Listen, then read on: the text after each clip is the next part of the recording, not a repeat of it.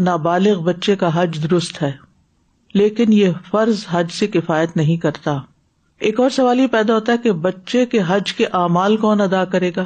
وہ کنکریاں تو نہیں مار سکتا، خاص طور پہ اگر گود کا بچہ ہے جسے اٹھا کے ماں نے سامنے کیا۔ تو بات یہ ہے کہ بچہ بھی وہ سارے کام کرے گا جو بڑا کرتا ہے، لیکن جو کام بچہ نہیں کر سکے گا تو وہ بچے کی طرف سے ادا کیا جائے گا، یا بچے کو اٹھا کر وہ رکن ادا کیا جائے گا۔ تو بچوں کی عمر میں بھی تو فرق ہوتا ہے نا، کچھ تو بالکل دودھ پیتے بچے ہوتے ہیں اور کچھ 6-7 سال کے بچے۔ اب 6-7 سال کا بچہ ہے، اگر اب باپ اس کو اوپر اٹھاتا ہے تو اپنی کنکری مار سکتا ہے، دودھ پیتا بچہ نہیں مار سکتا۔ تو اپنی کنکری مارنے کے بعد اس بچے کی طرف سے بھی کنکریاں ماری جائیں گی، یعنی مثال کے طور پر۔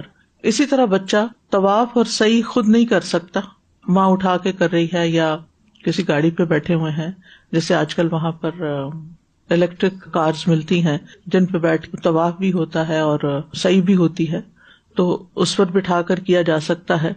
اور اسی طرح جمرات میں بچے کو اٹھا کر چلنے میں مشقت بھی ہوتی ہے، اگر بچہ اٹھانا مشکل ہو ساتھ لے جانا اور جبکہ اس نے کنکریاں نہ مارنی ہو تو نیابتاً اس کی طرف سے کنکریاں ماری جا سکتی ہیں۔ بچے کو پیچھے کیمپ میں چھوڑ دے اور کوئی جو جا رہا ہو باپ یا ماں وہ اس کی طرف سے بھی کنکریاں مار دے۔